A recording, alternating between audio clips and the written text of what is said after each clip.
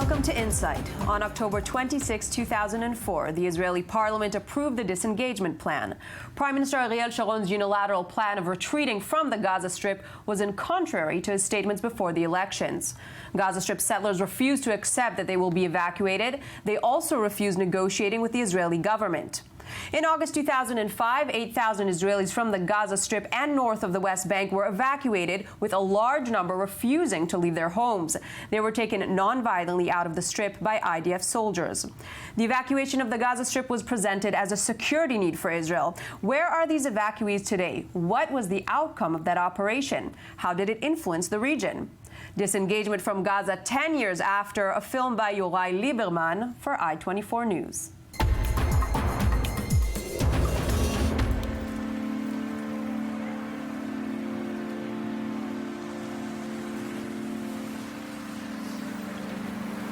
Jerusalem, the Mount of Olives. In the Jewish section of the cemetery, the Sharabi family gathers around their father's grave.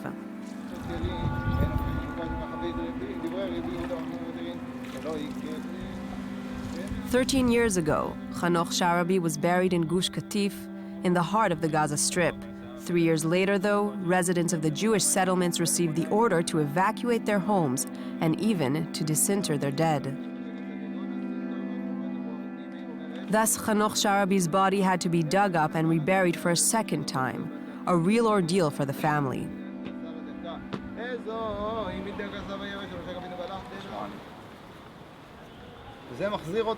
It takes us back to the past, to Gush Katif. What did we do? Why did we do that? Why do we have to bury him a second time and mourn a second time? Why cause such pain and such misery? We are exactly in the same situation, exactly the same.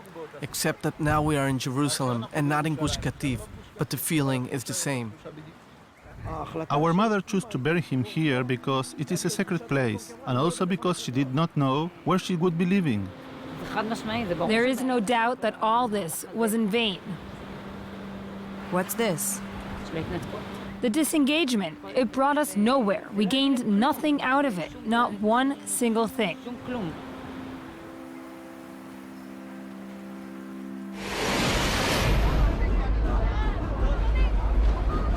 The Second Intifada, the year 2000. Terrorist acts set Israel afire. West Bank Palestinians target Israeli towns, while Gaza Strip Palestinians, encircled by a security barrier, attack Gush Katif, a vast block of settlements in the heart of the Gaza Strip. During his 2003 election campaign, Ariel Sharon, then leader of the Likud party, pledged that he will not negotiate with Palestinians and openly encourage the continuation of Israeli settlements in Gaza and in the West Bank. Ariel Sharon surprises everyone when on December 2003 he unveils his unilateral plan for the withdrawal and evacuation of each and every Israeli resident and soldier from the Gaza Strip. The disengagement plan will reduce frictions between them and us. It will require harsh and difficult steps. The settlers keep denying reality. They refuse to believe that IDF soldiers will be able to throw them out of their houses and off the lands they believe to be theirs. Israel is then flooded with demonstrations, one of the largest the country had ever known. Over 100,000 people opposing the disengagement go as far as creating a human chain 90 kilometers long, starting in Gush Katif and ending in Jerusalem. Nevertheless, in August 2005, 42,000 soldiers are given orders to evacuate the Gaza Strip and all its Jewish inhabitants. Some cases of violent opposition burst out, but most people prefer passive resistance. Being requested to uproot people from their homes strongly affects the soldiers too. Israel is living a historic moment. 8,000 Israelis will be temporarily relocated in prefabricated houses until they are able to build new ones.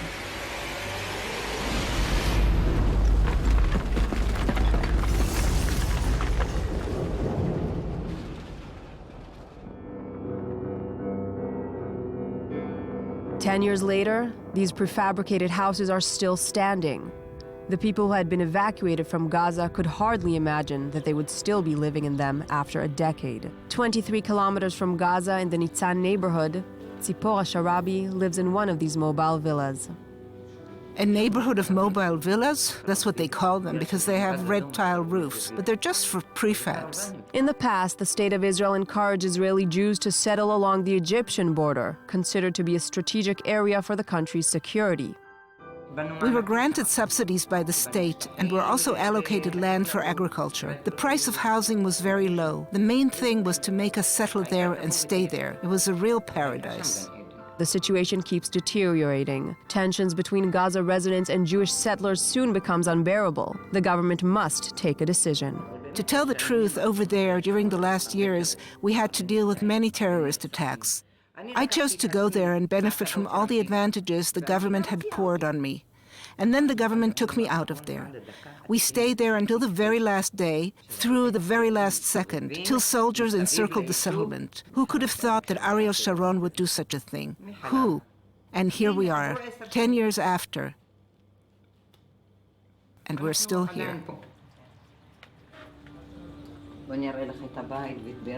Come, I'll show you my new house at Be'er Ganim. I'm building one there. It may bring us back some life.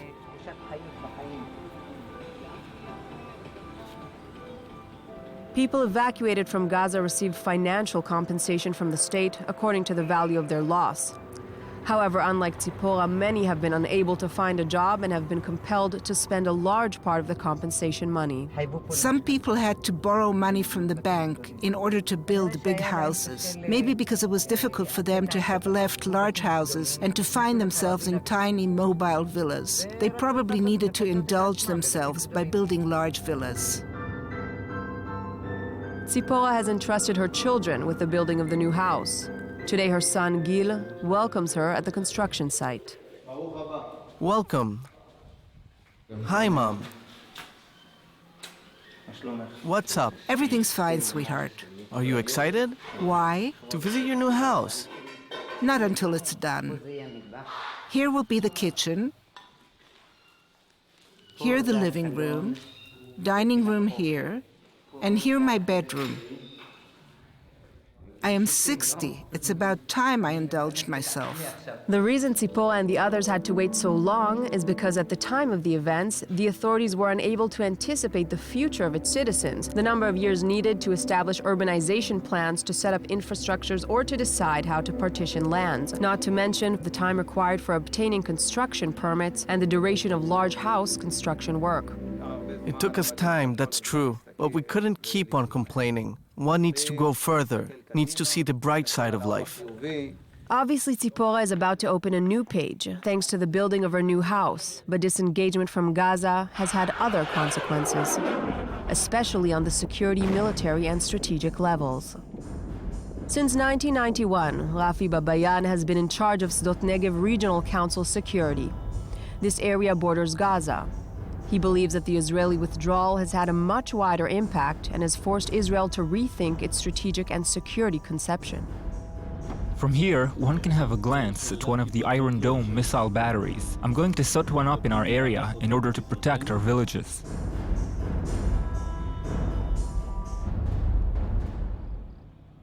After the disengagement, we suffered massive rocket fire. This incredible invention was then conceived. I'm totally positive Iron Dome was born as one of the aftermaths of the disengagement. According to Rafi, following the IDF withdrawal from the core of the Gaza Strip and the Egyptian border, the threats that were then endured by the Gaza settlements are now endured by villages located on today's frontier. In his office that looks very much like an ammunition store, Rafi keeps a collection of some of the weapons used by Gazans. Before disengagement, we were showered by Qassam rockets, Gaza-made artisanal mortars. They flew a little bit, then fell down without causing real damage. In Rafi's collection are even much more unsophisticated weapons. They even produced hotpotch guns. This one can actually fire. You put the bullet here, here's the rifle sight, you release the trigger, After the Israeli withdrawal, when the IDF moved out, Gaza people started digging tunnels. Dozens, hundreds of them.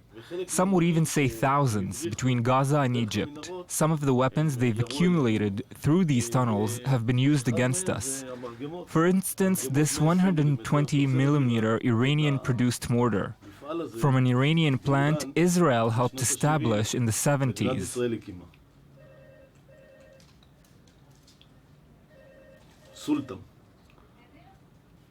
Sultan. We built this plan when the Shah of Iran was still in power. That was the golden age of Iran-Israel relations. We were helping them in their war against Iraq. In one of history's ironic twists, Israel would have never imagined being attacked with weapons it had itself helped develop in the 70s. But lack of long-term vision has also led Israel toward unilateral disengagement without any negotiations and without a clue about who would be in charge of Gaza the day after Israel would leave and close the gates. The chaos that followed this unilateral decision also triggered the Hamas takeover of the salient. Today, both Hamas' military capability and its firing accuracy do not stop improving. Israel is therefore compelled to invest more and more in the defense of its civilian population, to the point that border villages are becoming true fortresses. The original structure still remains. It's just covered by concrete, some kind of concrete umbrella.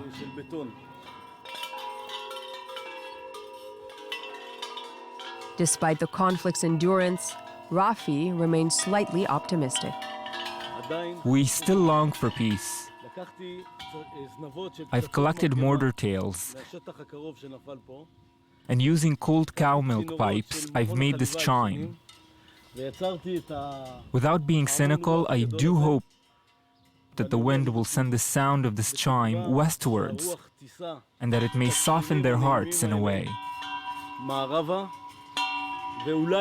So they start thinking about peace instead of war.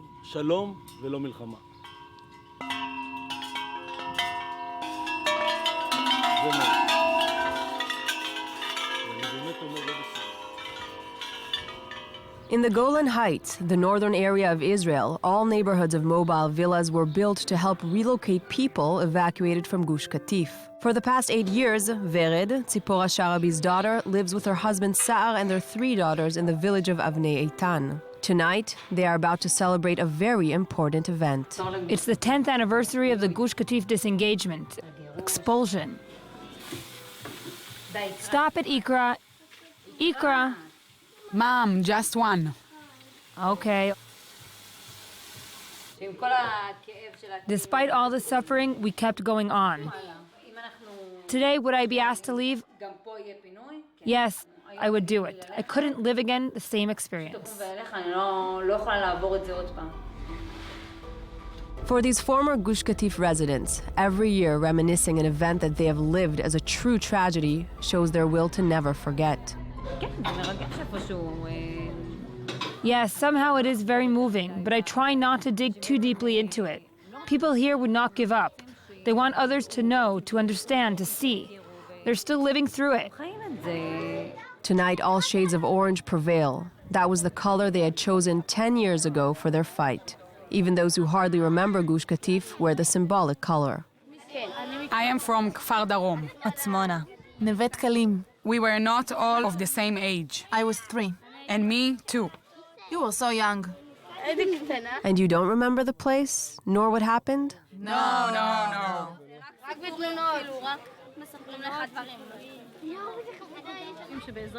This baby is 6 months old. She has never been to Gush Katif. Her name is Imuna, which means faith, because we do believe that one day we'll be back home and we'll be able to rebuild our houses. That's our belief. Isn't it right, Imuna? Say yes. We'll be back home, right? Home. For some people, the issue at stake is not only to transmit a heritage, but also to perpetuate a spirit of reconquista among future generations. This year, a prominent guest has been invited to speak. Uri Ariel, currently agricultural minister and a member of the Jewish Home, an ultra-nationalist right-wing political party. Recently, I've heard people asking who misses Gush Katif. I miss Gush Katif. And I'm saying in simple Hebrew, this is my country. The terrible expulsion from the Gaza Strip was a criminal act towards the Jewish state and towards the Jewish people.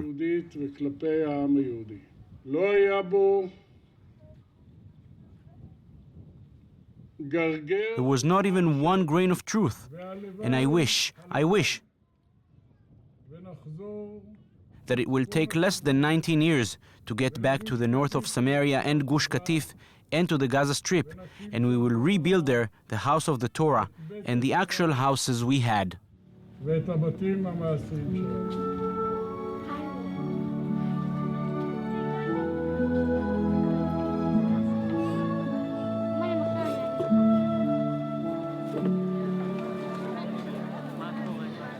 How do I feel? Stop now, I'm all shattered. Leave me alone. I'm all shattered. Vered is not moved by the minister's speech, but because she just watched images of her youth. That was hard. Hard? Yes. I've had enough of this 10th anniversary. I've had enough of it all. Of you too. Enough. Vered and her family have gradually succeeded in putting Gush Katif and their personal tragedy behind them. Unlike many others who keep hoping that they will go back there, to these lands that are not theirs, but keep feeding their resentment.